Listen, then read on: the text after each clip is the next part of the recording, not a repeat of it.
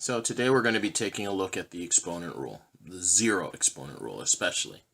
And what we're going to do initially is we're going to check what happens when we actually type in each of these respective values. 2 to the 0 punched into the calculator is given as 1.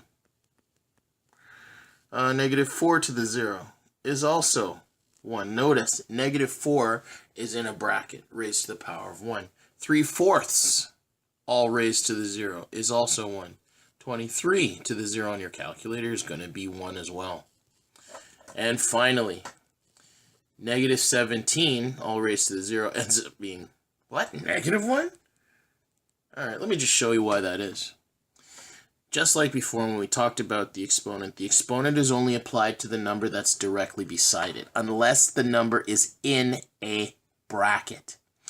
Now, in this case, the only number that is directly beside 0 is the 17. The negative sign has nothing to do with that exponentiation. So what's essentially happening is this. Just follow my lead. You're right. Well, you can imagine this is negative 1, and we could put 17 to the 0 as the number we're calculating, which means it's negative 1 times 1, which is just negative 1. Right, so the rule is this. Any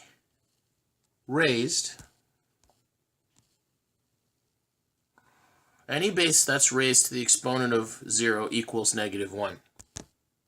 Now,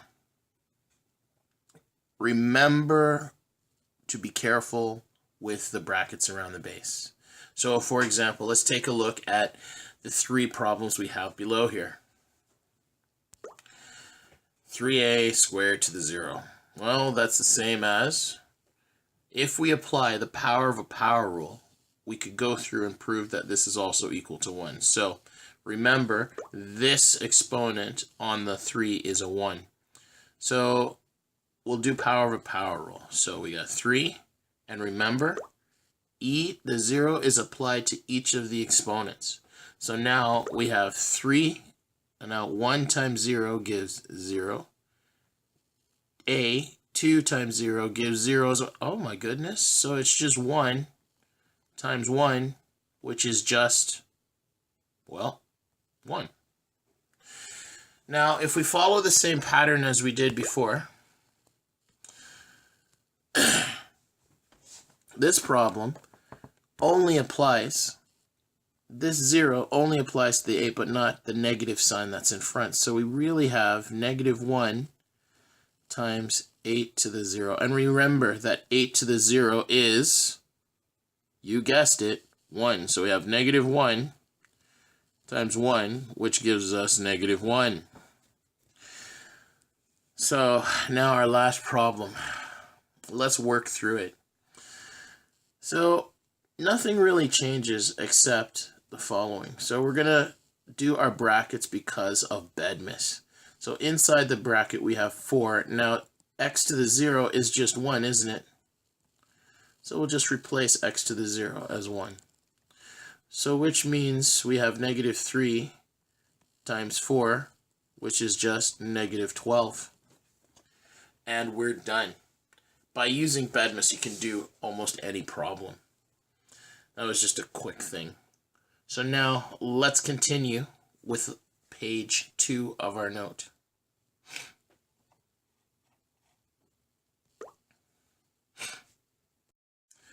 So now what we're going to do is we're going to look at specific powers. Now, in the first column of this first table, we're going to put in powers of 2, and we're going to start with 2 cubed. 2 cubed is nothing more. When we punch it in our calculator, its value is 8. When we punch in 2 squared, we get, well, 4. For 2 to the power of 1, well, we get 2. 2 to the 0 based on the 0 exponent rule is just 1.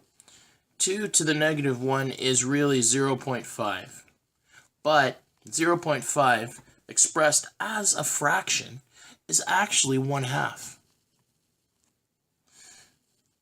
Now, even though it's 1/2, it's really 1/2 to the exponent 1. Now, if I take 2 to the negative 2, it's 0.5. Nope, it's 0.25.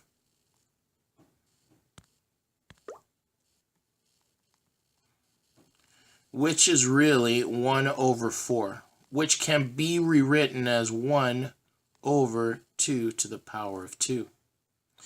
Now, 2 to the negative 3 can be written as 0.125, which is just 1/8, but this can be written as a power of 2, where we actually have 1/2 cubed.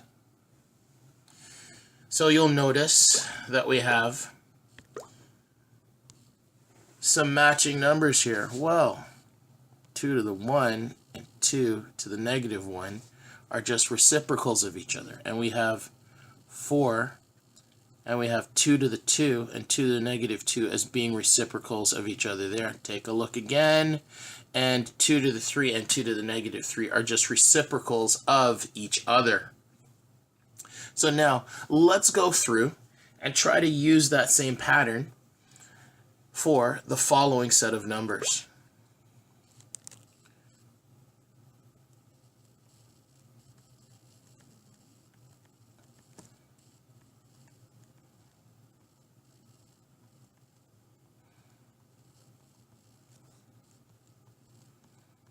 Now, if we use that same idea as before, if I had 1,000 here, so 10 to the 3 is 1,000, that means its reciprocal number is going to be here, 10 to the negative 3, which will in turn actually be, once you do the calculations, just 1/1000, right?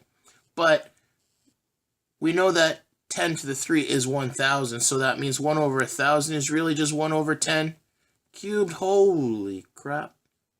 Now, we take a look at the next one, 10 squared. We get 10 squared is 100, and the reciprocal of 100 is 1/100, because if we look, based on our rules from before, the reciprocal value is going to be 10 to the negative 2 if I have 10 to the 2.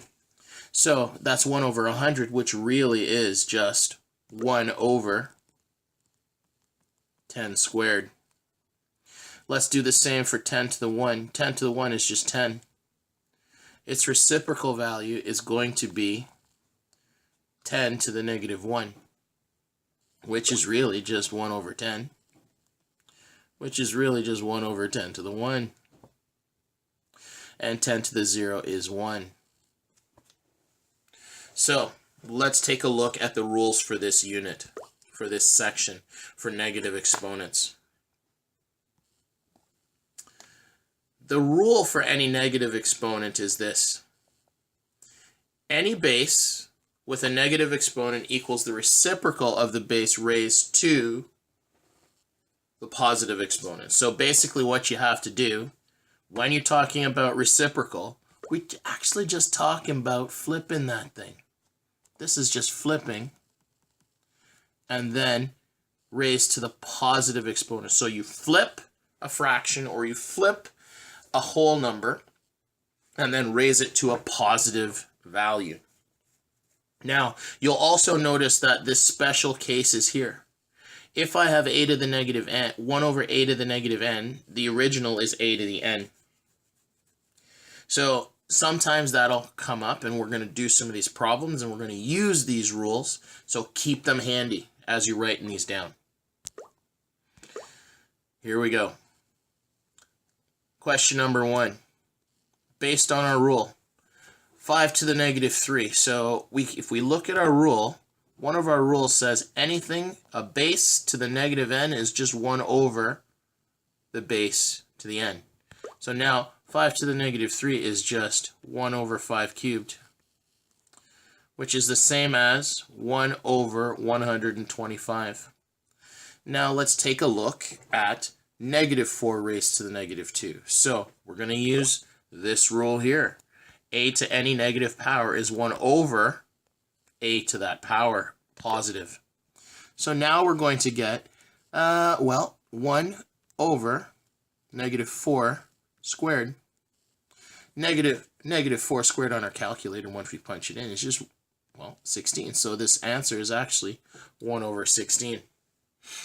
Now, this one is the one where we have the negative power on the bottom, right? The negative power is on the bottom. In order to make it positive, it just becomes, if it's 1 over 3 to the -4, it looks like this solution here. So all we're going to do is we're just going to write this as 3 to the power of 4. So if it's negative and it's on the bottom of the fraction, the number becomes positive. It just gets moved up. You could literally say it's just 3 over 1 raised to the power of 4. But 3 to the 4 in the end is just 81. Now let's take a look at this fraction problem here. We have 2x 5y, 2x over 5y raised to the -2. That's basically similar to this problem. And you notice if I have a over b raised to the -n, it really is just b over a raised to the n. So this is that thing that we were talking about, the flipping that we talked about earlier. We flip our problem and then raise it to the positive power. Then we take that power and apply it to everything just like we did before when we were doing multiplication of powers. We would just take, or power of a power, we just apply to everything on the inside. So let's do that right now. So first thing, we're always going to flip it. So we got 5y over 2x, all raised to, instead of -2, everything is raised to the power of 2. The next portion of the problem is going to have something that deals like this. I'm going to move over. I'm going to write to the side this time because there's not much space. So I want you to imagine, try to remember that anytime we have power of a power, there's a power of 1 on anything that doesn't have a power on it. So the 2 is going to be applied to the 1, the 1, the 1, this one, and this one. So it get applied to everything. So now we have 5 squared on the top, because 1 times 2 is 2. And then we have y to the 2 again, and then we have 2 to the 2 on the bottom, and x squared on the bottom. Let me just fix that. X squared on the bottom. Now, there's nothing that can be done about the x and the y squareds, but there can be some simplification with these coefficients in front of 5 squared and 2 squared. Simplifying each of those, we're going to get 25 y squared divided by 4 x squared. Our following, and that's our final answer. So now, don't be afraid to pause the video as you go along. So now, 2x to the -3. Now, we're going to take a look at this now. Okay, so I have x to the -3. Notice there's no power on the 2 and there's no power on the 3. So there's nothing that has to be done with those numbers. On that fraction, nothing gets changed. So here's what you're going to do. If you go back here, it says anytime we have a negative power on something, so that's what this is. That's what this part is here. Anytime we have a negative power on something, it moves to the bottom of a fraction, right? That's essentially what this problem says. A to the -n, anytime it's on its own, it's moved to the bottom. Or you could also look at it as this. If I have a over 1 raised to the -n, basically this a literally moves down to the bottom of this fraction, and what is left on the top is just a 1. And the power goes from negative to positive. You could look at this as like a dividing line. If I have a negative power either on the top or the bottom, all I have to do is shift those powers to the opposite side of the line. And by doing that, we're basically just changing the power from a negative to a positive, or a positive to a negative. So let's go back to that problem and we'll take a look at it. So we have 2 x to the negative 3. Now, all we're going to do is we're going to use that property. So the 2 is left. Now, what happens is we have x to the negative 3. X to the negative 3 on the top means we have a negative power, and we don't want that. So technically what's going to happen is, on the bottom, you still have your 3, but we have a new variable. The new variable is just x to the 3. So essentially what happened was, if I have a negative power on the top of a bracket, to make it positive, all I have to do is move that negative power, that thing that's being applied with the negative power, to the bottom. And you notice it's not bracket to x to the negative 3. It's just x to the negative 3 that's been applied. Because the x is by itself and being applied to the negative 3, that is what's moved down. So just think about it. The power that's next to the variable or the number is what is moved. So let's take a look at question number 6. Question number 6 has some more issues. So what we could do is we could either use our rules for exponents where we subtract exponents, or we could make these exponents positive and then subtract. So I'm going to do that first. So we've got 5. Now, the x to the 2 is on the bottom of this bracket, on the bottom of this fraction. And there's a x to the negative 4 on the top. So what we're going to do right away is we're going to make everything positive. So the 5 doesn't change because there's no negative power on it. But the number that sits beside, the variable that sits beside it, is no longer x to the negative 4 because the negative 2 we want to make positive. So we're just going to move that up. So now we have x squared. And then the 10 stays on the bottom, and instead of having x to the negative 2 on the bottom, the x to the negative 4 needs to be changed. So the x to the negative 4 needs to be changed, and because that needs to be changed, we have to move that to the bottom. And in doing so, the power becomes positive. So we have x to the 4 on the bottom. So now let's go and use our exponent rules. So you know that we have a division between the top and the bottom. So we said that anytime we have a division of two exponents that have the same base, we subtract. So when we simplify, we put our simplified exponent on the top, and that's it. So that's x to the 2 minus 4, 5 divided by 10. So 2 minus 4 is just negative 2, and 5 divided by 10, so I got a 5 here. I'm going to divide both the top and bottom by 5. We're going to have a 1 and a 2. So when we rewrite this problem, we're going to have, well, 1 x to the negative 2 divided by 2. Now we need to make sure that our x variables have a positive power on it. In order to do that, all we have to do is move that puppy straight to the bottom. It started on the top, and now we're going here. And our final answer is, well, 1 over 2x to the, if you recall, if we have a negative power somewhere and we want to make it positive, we move it to the other side of the dividing line. And in this case, our dividing line gives us x to the power of 2. And we're done. So now what we're going to do is we're going to combine all of the 5 rules that we've used. We've got these rules that I want you to remember. We're going to always start with power of a power rule. We apply that first. That is the first one we're going to apply if we have the opportunity. The second that we're going to do once we've done our power of a power rule, we've just sort of simplified our problem. We're going to go and use the multiplication and division rule. And then last, if there's any zeros exponents, we use those. And if we have a negative rule, you know what that means. If it starts on the top, it goes down to the bottom. If it starts on the bottom, it goes down to the top.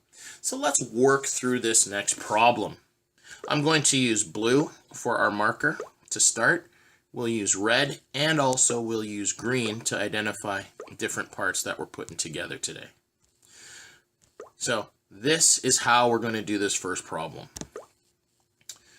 So now this problem says use the power rules to simplify, then evaluate. Now remember, it's always power of a power first, then multiplication or division rule, then zero or negative rule. So here we go.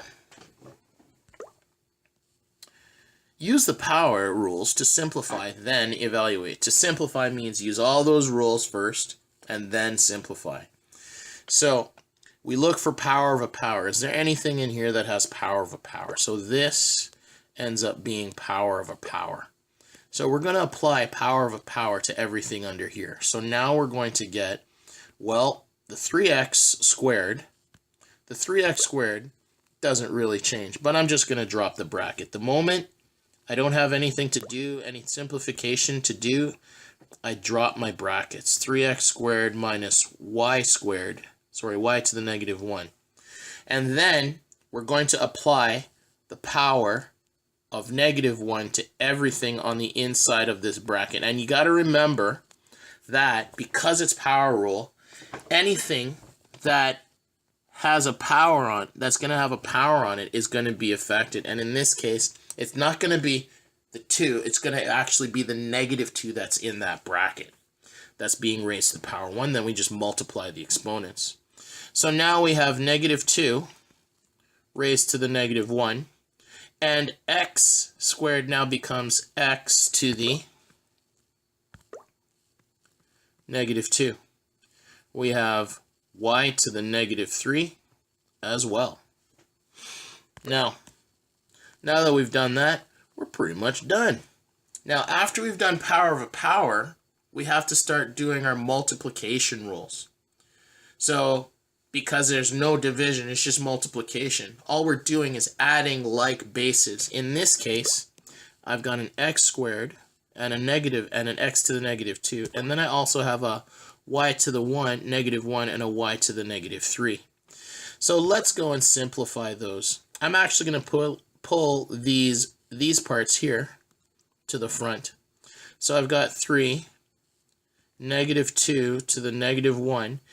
We have x as our base for the next part, and then we just have to add the exponents. So 2 plus negative 2 gives us 0. And for the y's, we have negative 1 and negative 3 added together gives us negative 4. Now we go and use the 0 exponent and the negative power rule in order to move stuff either up or down on a fraction. So now, if you think about it, what we're going to have as our final answer, is the 3 stays on the top of our fraction. And I'm just going to put a fraction sign here. So on the bottom, if I look at my next number, negative 2 to the negative 1, that means that 2 to the 1 is going to be on the bottom. So negative 2 to the power of 1. And our x to the 0, well, you know x to the 0 is just 1, isn't it? So I'm just going to leave that on the top. It doesn't move. But the y to the 4 moves to the bottom. So in order for this to work, we end up having y to the 4 on the bottom of our fraction. So if you think about it, there's like an imaginary 1. There's an imaginary 1 underneath all of this. We could imagine this whole thing as a fraction, and then we just bring it to the forefront on our next line here. And we just move stuff up and down accordingly. The only way we move stuff down is when we have a negative power on something. So when we simplify, our final simplification of this is going to equal the following. 3 over negative 2 y to the 4. And we're done.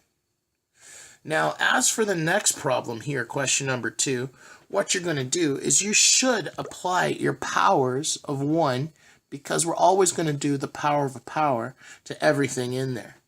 So now on our first problem here, we have 5a to squared times 5 a to the 4. And all I've done is put in a 1 there, just to remember that we're going to apply the 1 to everything on the inside.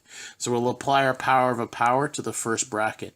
And the moment I apply my power of a power, I just drop the brackets. So I'm going to get 5 squared, and a squared.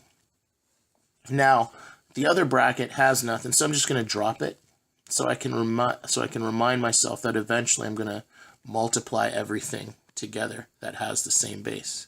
And we have 5, and I'm going to put a 1 here because I know there's going to be some weirdness later. There might be some weirdness later with respect to all these bases of 5. So 5 squared. So we're going to simplify the top. We're going to simplify. So we got 5 squared and 5 to the 1, which gives us on the top 5 cubed. And then the next part is we've got, actually let's move this down a bit, give yourself some space.